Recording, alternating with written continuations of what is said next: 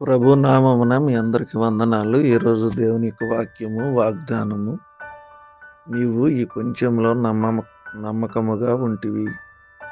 నిన్ను అనేకమైన వాటి మీద నియమించెదను. మత్తయి 25:21. ప్రియ దేవుని బిడ్డలారా, దేవునిలో మనం నమ్మకంగా ఉన్నాము గనుక తప్పక దేవుడు నిన్ను తలగా నిలబెడతాడు.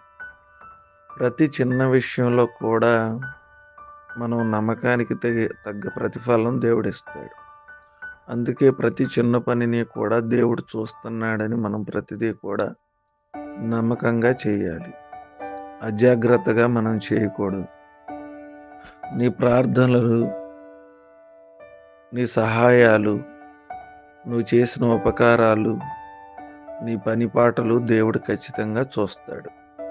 గనుక తప్పకుండా అనేకులు ఎదుట నిన్ను, నీ కుటుంబాన్ని తల ఎత్తే విధంగా చేస్తాడు. కాబట్టి ప్రతి వ్యక్తి విశ్వాసి జీవితంలో నమ్మకంగా జీవించాలి. అపనమ్మకత్వాన్ని కలిగి ఉండకూడదు.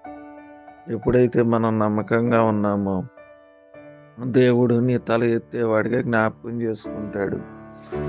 దేవుడు నిన్ను ఆశీర్వదిస్తాడు. ప్రతి ఒక్కరూ నమ్మకంగా ఉండి దేవుడు ఇవ్వబోతున్న అనేక గొప్ప ఈవులను పొందుకుని దేవుని ఆశీర్వాదాలు పొందుకుని ఈ కొద్ది మాటలు దేవుడు మన వెనుకల్లో ఫలించునుగాక. ఆమేన్. తల్ల వంచుకుందాం, కళ్ళు మూసుకుందాం, ప్రార్థన చేసుకుందాం. మహోన్నతుడును, మహాపరిశుద్ధుడును, సర్వాధికారియు, నిరంతరము స్తోత్రార్హుడైన మా తండ్రి, మీ నామానికి వందనాలు. రాత్రంతా కాచి కాపాడి మరొక శ్రేష్టమైన దినాన్ని మీరు మాకు ఇచ్చినందుకు మీ స్తోత్రాలు. వేకునే లేచి మిమ్మల్ని ఆరాధించే ధన్యత, భాగ్యము మాకు దయచేశారు. నైనా నమ్మకంగా ఉన్న వారికి అనేక వాటి మీద నియమిస్తానని మీరు సెలవిచ్చారు. మా జీవితాల్లో నమ్మకత్వాన్ని కలిగి జీవించే కృప దయచేయండి. అనేకమైన వాటి మీద ప్రభానైనా నియమించబడే కృప దయచేయండి.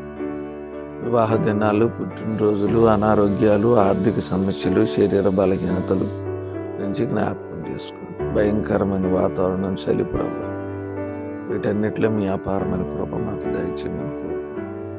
ఈ దినమంతా కూడా కాచి కాపాడి సంరక్షించి మీ కృపలో జ్ఞాపకం చేసుకుంటారని నమ్ముతున్నాను. నేను మీ సహాయము, మీ సన్నిధి, మీ సమాధానం, మీ పరిశుద్ధాత్మ నడిపింపు మాకు దయచేయమని కోరుకుంటున్నాం. ఏదైనా దీవెనలతో మమ్మల్ని నింపమని సమస్త మహిమ, ఘనత, ప్రభావాలు చెల్లిస్తే ప్రార్థన యేసు నామమున అడుగుచున్నాము తండ్రి. ఆమేన్.